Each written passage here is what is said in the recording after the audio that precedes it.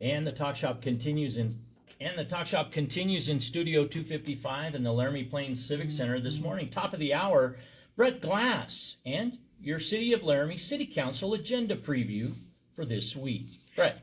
Yes, good morning, Eric, and good morning, Laramie. This is your preview of the agenda for the City Council regular meeting, which will occur in Laramie City Hall in the Council Chambers at 406 Ivinson Avenue on Tuesday, November 18th, 2025.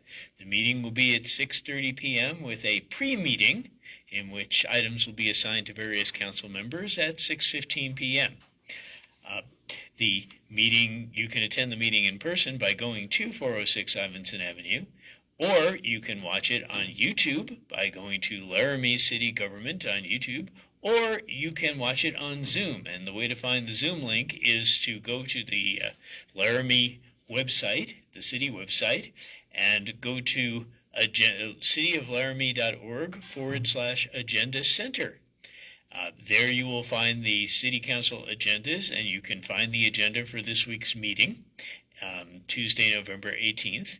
And inside the agenda, at the very bottom of the preamble to the agenda, you will see a link which goes to Zoom. And if you have Zoom installed on your computer, you can watch the meeting and you can even participate. You can even raise your hand and comment during periods when the public is allowed to comment. So in any case, this is what the City Council will be doing on Tuesday of this week. They'll call the meeting to order, have the Pledge of Allegiance and the roll call as usual, and then they will have a public comment period when you can bend their ear for 3 minutes about any topic you'd like that's not on their agenda. Is a limit of 3 minutes, which means that maybe you won't get to say everything you want to say. You may want to email them if you have something lengthy to say, but you can get at least 3 minutes when you are speaking to all of council.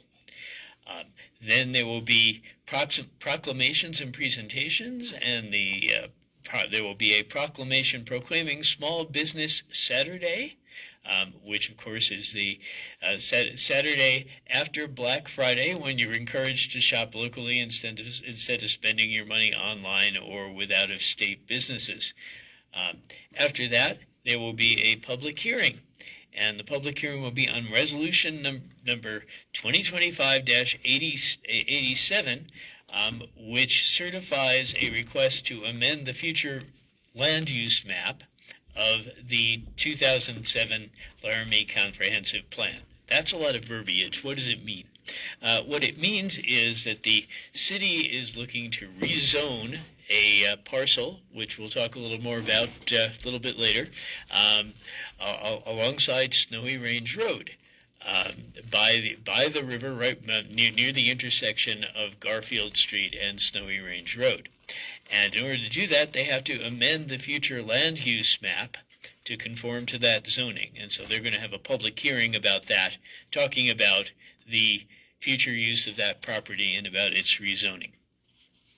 After that, after the public hearing, there will be announcements, and they will recognize a staff member of the Laramie City Government that they want to honor.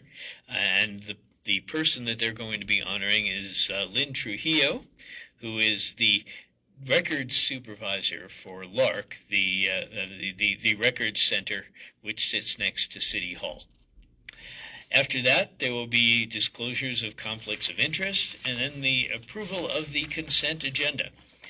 The consent agenda is a list of items which the City Council approves with no discussion. And there's a long list of items, most of them not controversial, or they would have been removed from the consent agenda. Things such as minutes from boards and commissions, cemetery deeds, contracts, appointments to boards and commissions, and the use of liquor licenses, and the scheduling of meetings. And there are some couple of meetings of interest on the schedule there. They want to schedule a work session on November 25th for truck noise and the noise ordinance and enforcing the noise ordinance. That same evening, November 25th, there were also two other topics proposed. One is on downtown parking limits, whether 2 hours is sufficient, and also on community partner return on investment results. And I'm very interested in that one because we give a lot of money to the organizations that are designated as community partners. And there's some question as to whether we're getting our money's worth hiring these organizations to do work for the city. In any case, after the consent agenda is approved, we'll move on to the regular agenda. And the first item on the regular agenda harks back to the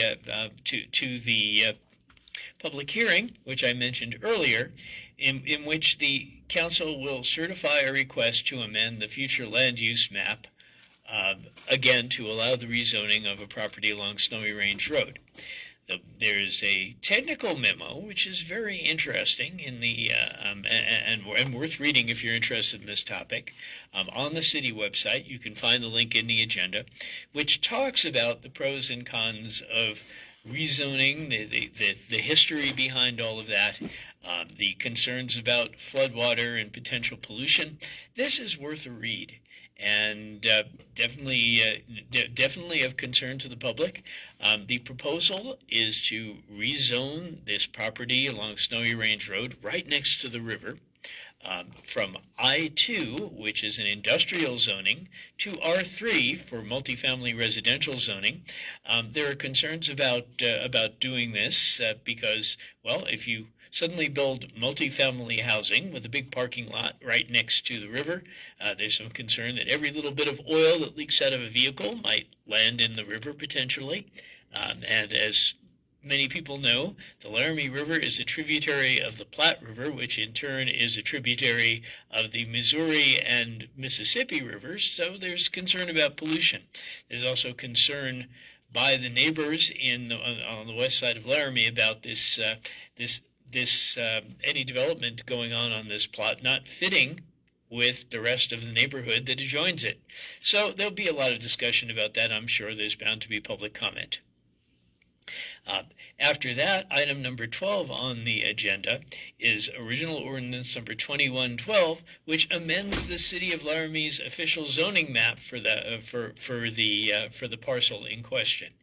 And so this is really the same item. They're two different actions by council. One is a resolution, the other is an ordinance, but they're both necessary in order to do the rezoning. So again, this is something where the public is going to comment. We heard some comments at the last meeting of council about possibly zoning the property R2 rather than R3 to be more consistent with the zoning on the west side. And we'll see if council takes any action on that one. After that, let's see, next item on the agenda is letter of support for a low-income housing tax credit project, La Bonte Square 1 and 2. This is the project which the city is doing along 4th Street. The old city shops, which have now been abandoned because the city has established a new facility north of town. Council has aspired to develop a mixed-use housing and commercial development on that site. And the developer wants to make some of the housing there subsidized low-income housing. In order for that to happen, the council has to provide a letter of support, which goes to WCDA and from there to the federal government approving the project. And this would this item would approve issuing the letter of support. Now, some of the low-income tax credit housing that we have in Laramie is sort of a scam because students who are not working and sometimes their spouses who come along with them are foregoing income in order to go back to school or to go to school in the first place, and therefore qualify as low income. Low-income housing is not supposed to be student housing, but there are loopholes in the rules, and they can do that. And so, in many cases, developers have built student housing projects under the guise of being low-income housing for the rest of us. However, La Bonte Square, being on North 4th Street and fairly far from campus, is less likely to be this sort of a shady enterprise. And so of all the projects we've seen lately, this one is probably more worthy of approval than some of the others that we've seen. I expect the council will approve this one because, again, as I've said in previous in previous installments, they're very interested in developing more housing, especially workforce housing. Maybe this will help a little. So I expect that this will pass with maybe only a little discussion. Item number 14 on the agenda amends Laramie Municipal Code Chapter 15.24, and it says that it is clarifying language related to general contractor licensing. What's this about? Well, the language that's currently on the books for the city's general contractor licensing regime is a little bit unclear about what kind of experience you have to be licensed as a general contractor. Do you need to have experience as a general contractor, or do you need to have experience with a different kind of contractor, or as a different kind of contractor, working with general contractors and seeing what they do and maybe aspiring to expand your business and become a general contractor yourself? Well, what this would do is tighten the restrictions so that just because you worked with general contractors, you don't necessarily have the experience to become one. And my personal opinion of this is not a good thing. Businesses should be able to expand. They should be able to enter new lines of business. We have a shortage of general contractors in Laramie, and this is raising the cost of housing. It's raising the cost of repairs and renovations and other things that general contractors do. And a contractor who works with general contractors probably has a pretty good idea of what that general contractor is doing and should be able, if they pass all the tests, to expand their business. So my personal opinion is the council should not pass this. It's moved to third reading and it's not on the consent agenda, so there's going to be some discussion. Don't know what will happen there, but I think that it's worthy of discussion and worthy of public comment because we should think really, really hard about limiting the supply of contractors when we have such a shortage of them in Laramie. Okay, item number 15 on the agenda, creating a 2026 street rehabilitation project and appropriating the funds for that. Well, I'd say probably the number one complaint, certainly one of the top complaints that residents have about city government is that it hasn't maintained our streets well enough. And so this item approves a plan for doing maintenance on certain streets. And if you look on the agenda and you click on one of the links, you can get a map, which I have here, which talks about where the renovations would be and who would pay for them. And, Grand Avenue from 30th all the way out to I-80 is scheduled to be renovated. Unfortunately, that's going to be done by YDOT, and so YDOT will pay for that. Other streets that will be rehabilitated include 4th Street from Ivinson to Flint, Skyline from Highway 287 all the way out to 15th Street, and yes, that is sort of run down and definitely in need of renovation. North McHugh Street, going up to Curtis Street. Ivinson Avenue from 3rd to 6th. The rest has already been repaved. Apparently, the city wants to repave the stretch which goes right by City Hall. South Colorado Avenue near Wyotech. They're talking about repairing that. And there's a long list, and I could go on, but these are all areas which really do need rehabilitation. And it all looks good, except there's one stretch that I do have some questions about, and that is Snowy Range Road from Adams Street, which is right by the I-80 interchange, all the way out to Schrader. It says that this is going to be funded by the city's water fund. And the question I have about this is that Snowy Range Road is a state highway.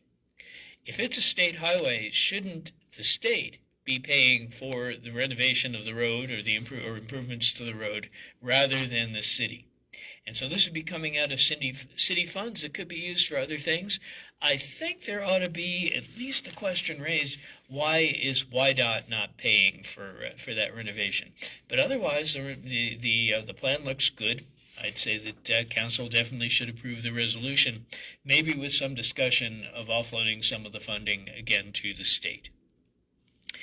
Next comes item 16 on the agenda, which is a resolution to extend the suspension of the surface water management program for another 6 months until next June, and actually the end of next June.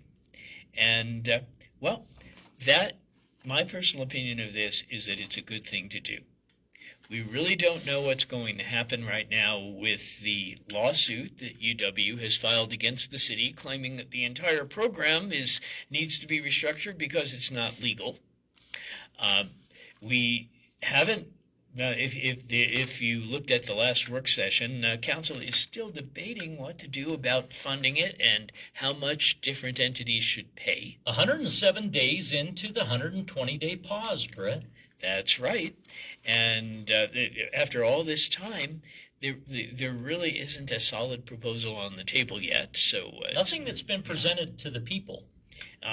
Well, I don't know. I personally have made a proposal that that capping the rates per property is not a fair solution, because what it does is it transfers the burden from the largest landowners to the rest of us. Isn't that what America calls benefiting the rich? Well, it definitely would benefit rich entities, and it doesn't do anything to reduce the burden on those of us who can least afford to pay, especially people on fixed incomes. People who are renting and have the surface water tax passed on to them by their landlords, because the money has to come from somewhere. And so I think there needs to be more discussion of the financing. I also think that the financing, according to state law, there's supposed to be an election where the county approves it. The council is disputing that it needs to do this, and the lawsuit's going to resolve the question, so we should probably wait until the lawsuit gets a little farther, or there's a judgment in the lawsuit, so that we even know what the legal requirements are about that. And all of these controversies regarding surface water drainage are going to also arise in other cities, in particular in Cheyenne. Cheyenne is planning to start billing its residents for surface water drainage starting January 1st. And so rather than trying to figure out all the logistics and what's legal and what's not legal ourselves and spending a lot of money doing it and maybe having to backtrack, we can let Cheyenne be the test case for this surface water drainage program and how it's funded and everything else. I think we should do that, and postponing until next June allows us the opportunity to offload that responsibility to a city which has got much more money and otherwise is better situated to have the discussion. So I would say that this resolution should be approved. I'm hoping that it's approved, and I'm hoping that it's approved unanimously, so that we can watch Cheyenne's experience and learn from it, and also learn from the lawsuit what we actually need to do legally. So anyway, that's the end of the regular agenda, except for another public comment period at the end and consideration of future council work session topics. I've already mentioned the November 25th work session, which is the one that will pretty much be set in stone as of this meeting. There's a list of the other topics, if you're interested, at the end of the agenda on the City Council website. And so, City Council has a lot on its plate this week, but the items are important. They do affect our quality of life and our finances here in Laramie, so it's really important for the public to review this, comment on it, and watch the meeting and see what happens. Thank you, Brett. This concludes the City of Laramie City Council Agenda Preview by Brett Glass on The Talk Shop in Studio 255. I'm Eric Henderson, and I think Chano's Village, 513 Boswell Drive for their support, and I-80 Towing and Automotive Services located at 3830 Cherrywood Loop East. And those fine folks at Laramie Range Ford, 3609 Grand Avenue. Remember, this Thursday is their gratitude banquet.